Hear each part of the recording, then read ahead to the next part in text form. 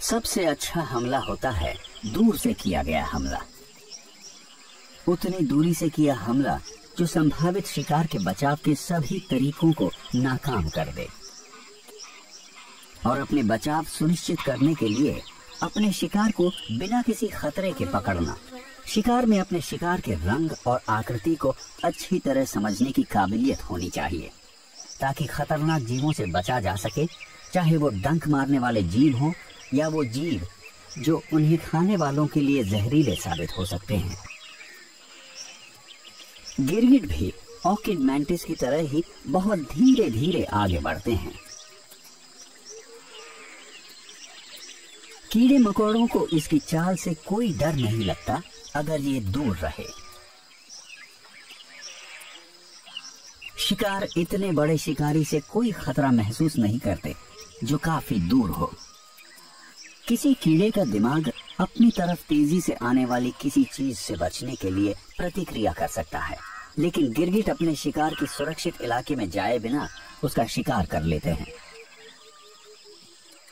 इतना बड़ा कोई जीव जो इतना धीरे चलता हो बहुत ज्यादा डरावना नहीं है।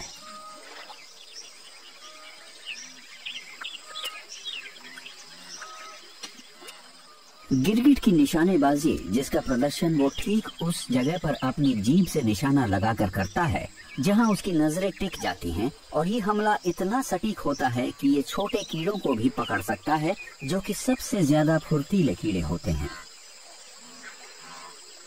जब ये अपने शिकार का पीछा करता है तो रेप्टाइल पर कुछ ऐसे हार्मोन्स का असर होता है जो इसे बताते हैं कि ये जितना सुस्त रहेगा इसका शिकार उतना ही कामयाब होगा। इसका हरा रंग इसे आसपास के माहौल में घुल मिल जाने और किसी खतरे की तरह ना नजर आने में मदद कर सकता है, लेकिन इसके हमलों का असर इसके पास मौजूद दूर तक हमला करने वाले किसी भी और हथियार से ज्यादा होता है, जिसकी वजह से इसे शिकार के पास नहीं जाना पड़ता।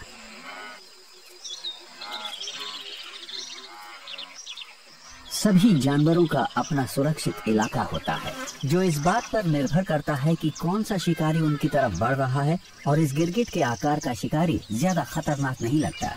मक्खियां गलत अंदाजा लगा सकती हैं।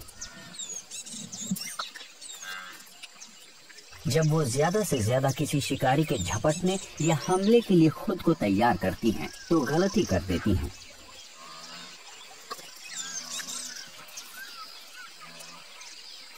एक गिरगिट का दिमाग लगभग दो अलग दिमागों की तरह काम कर सकता है, जो उस चीज को चुन या नकार सकता है जो उसकी आंखें दाईं और बाईं तरफ में एक साथ देखती हैं।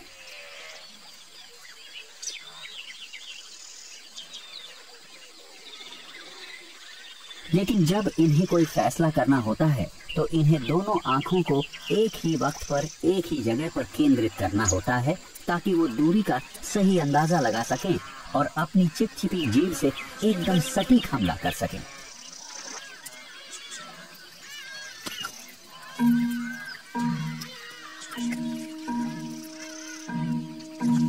इस सिस्टम के साथ सिर्फ एक ही परेशानी है कि इसे रोजाना बहुत सारे शिकार करने पड़ते हैं।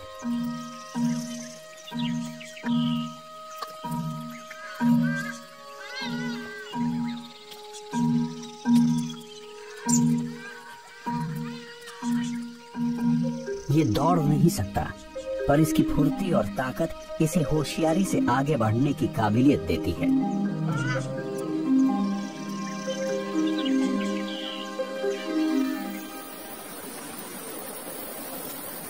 सांप भी अचानक हमला कर सकते हैं। ये बहुत सब्र के साथ तब तक घात लगाकर बैठे रहते हैं जब तक शिकार बहुत पास नहीं आता।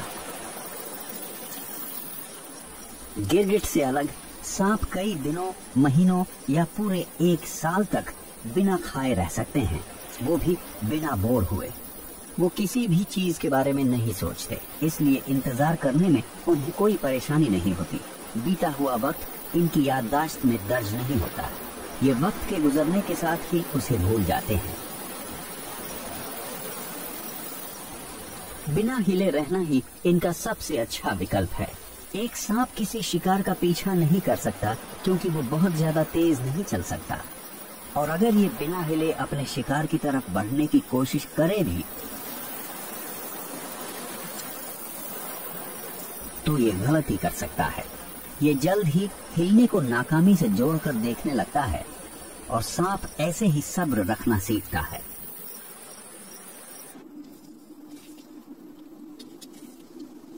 सांप सिर्फ एक ही बार तेजी से हरकत कर सकते हैं। अपनी गर्दन को एस के आकार में मोड़कर ये तब हमला करता है जब कोई जीव इसके सामने कुछ सेंटीमीटर की दूरी से गुजरता है। अगर शिकार ज्यादा दूर हो तो सांप को इंतजार करना पड़ता है। रेगिस्तान में छांव और छिपने की कोई जगह न होने की वजह से सूरज इसका वक्त से भी बड़ा दुश्मन बन जाता है। सहारा में किसी सांप को गर्मी से बचने के लिए काफी मुश्किलों का सामना करना पड़ता है। सबसे अच्छा रहता कहीं और चले जाना, और कोई शक नहीं कि इसके रिश्तेदारों की कई प्रजातियां करोड़ों साल पहले ज्यादा नम और ठंडे इलाकों की तरफ चले गए। लेकिन हॉर्न्ड वाइपर यहीं रह गया और इसने गर्मी से बचने का तरीका निकाल लिया है ताकि ये इतनी गर्म रेत में भुन न जाए जिस पर अंडा पकाया जा सकता है।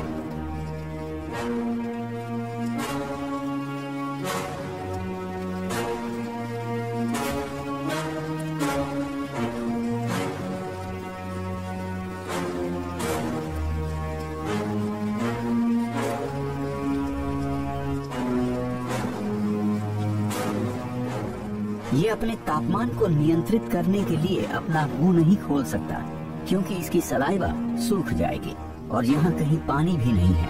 इसे पसीना नहीं आता क्योंकि इसकी त्वचा में पोर्स नहीं है और यहाँ कोई छांव भी नहीं है। तो इसके पास इकलौता तरीका है खुद को रेत में ढक लेना। और जिस चीज की शुरुआत इसके कुदरती माहौल में बहुत ज्यादा गर्मी से बचने के लिए हुई थी वो एक बिना सोची समझी रणनीति बन गई। इसकी बदौलत न ये सिर्फ खुद को चिलचिलाती धूप की गर्मी से बचा पाया बल्कि इसने खुद को उन जीवों की नजरों से भी छिपा लिया जो इस पर हमला कर सकते हैं। और उससे भी जरूरी, अब ये छोटी चूहों से लेकर गेकोस तक का शिकार पहले से कहीं ज्यादा आसानी से कर सकता है।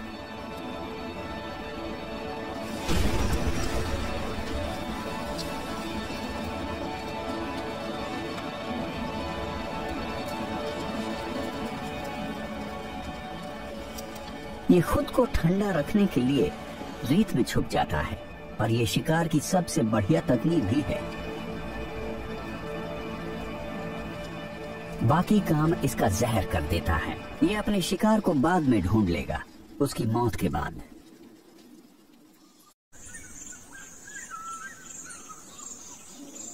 देखा जाए तो सबसे पेचीदा हमला वो होता है जिसमें कई सारे शिकारी शामिल होते हैं जिन्हें एक ही शिकार को पकड़ने के लिए तालमेल बैठाकर काम करना होता है। जानवरों की दुनिया में अफ्रीकन वाइल्ड डॉग्स का शिकार करने वाला दल सबसे बड़ा होता है।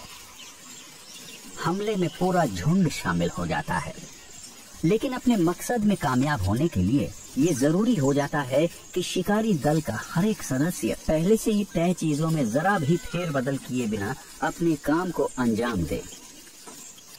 इस खेल में गलती की कोई गुंजाइश नहीं है।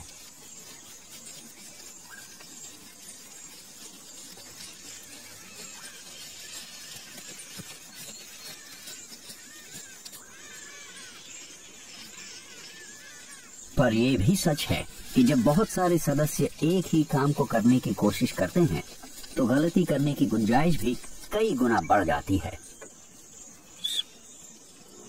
सबसे आम गलती तब होती है जब संभावित शिकार वक्त रहते खुद को बचाने के लिए शिकारियों के झुंड के किसी सदस्य को देख लेता है, जैसे झुंड के सबसे कम उम्र के सदस्य या सबसे अनाड़ी या सबसे भूखे सदस्य को।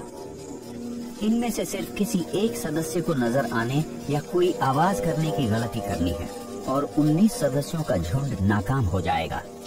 और इस बार शिकार के लिए इतने ही डॉग्स आए थे।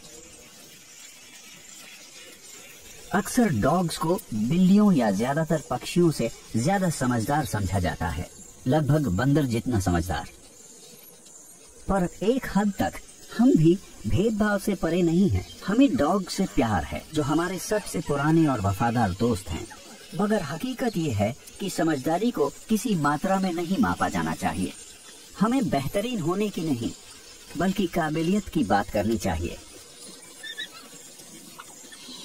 जिंदा बचे रहने के लिए हर प्रजाति को अपने आसपास के माहौल को किसी तरह समझने की काबिलियत चाहिए, जैसे थोड़ी सी याददाश्त या खास तरह की दिमागी बनावट।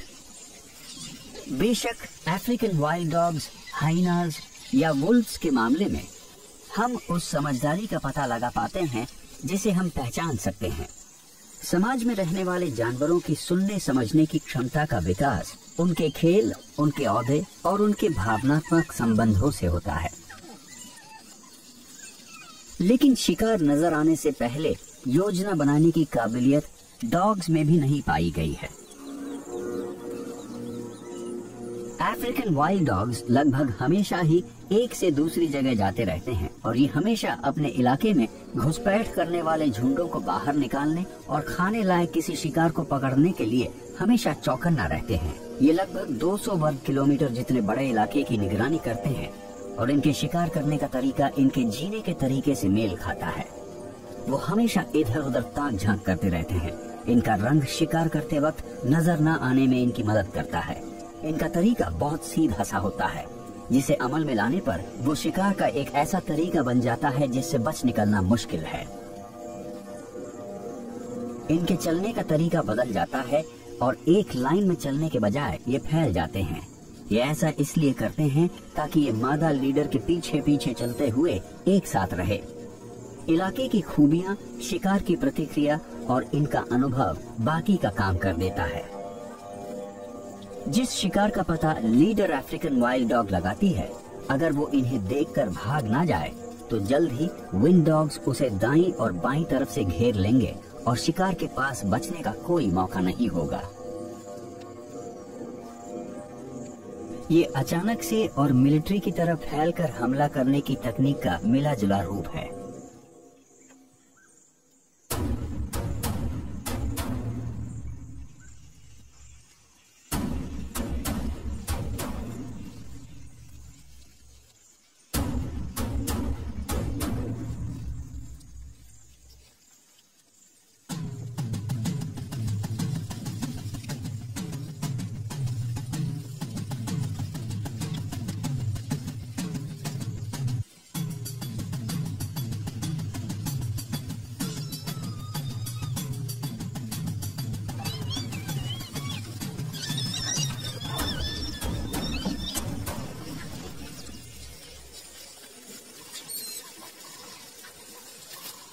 अच्छी तरह संगठित अफ्रीकन वाइल्ड डॉग के झुंडों के हमलों की कामयाबी की दर हमेशा 75 से 90% के बीच होती है। ये भयंकर शिकारी होते हैं जो अपने शिकार को झुंड के किसी सदस्य द्वारा मार दिए जाने से पहले खाना शुरू कर देते हैं। अपने इसी बर्ताव के लिए इन्हें वाइल्ड डॉग्स कहा जाता है। ये बाकी शिकारियों से ज्यादा जालिम लगते हैं, पर असल में ऐसा है नहीं। ये किसी भी और जानवर से ज्यादा जालिम या दयालु नहीं है। कुदरत में बेरहमी की कोई जगह नहीं। ये सिर्फ प्राकृतिक और जंगली बर्ताव का इंसानी नजरिया है। जो भी हो, वाइल्ड डॉग्स जिस तरह से अपने शिकार को खाते हैं, उसकी वजह से बहुत से लोग इनसे बचकर रहते हैं और इनका योजनाबद्ध तरीके से शिकार किया जाता है और कई जगहों पर इन्हें पूरी तरह खत्म कर दिया गया है। असल में ये अफ्रीका के ज्यादातर इलाकों से गायब हो चुके हैं।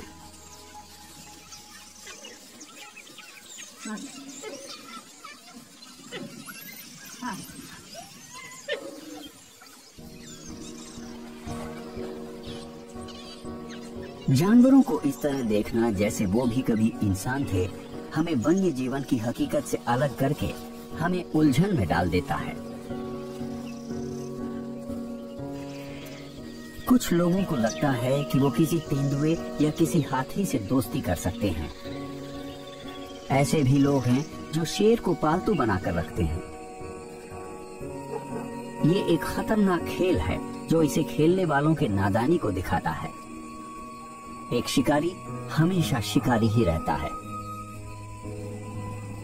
यहाँ तक कि डॉग्स भी अपनी पुरानी फितरत को अंदर दबाए रखते हैं। लेकिन मांसाहारी जीव अपने शिकार से ज्यादा बुरे नहीं होते, ना ही उनसे बेहतर होते हैं। मांस खाने वाले जानवर बुरे नहीं होते, ना ही अच्छे होते हैं। हर जानवर अपने कुदरती माहौल के लिए बहुत जरूरी होता है।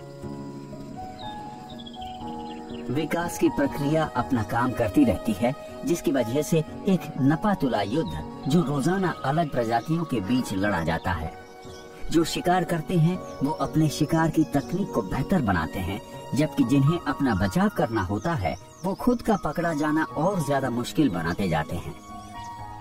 और जब तक हर प्रजाति के सदस्यों के बीच ये मुकाबला चलता रहेगा, हर चीज कुदरती और जंगली तरीके से अपना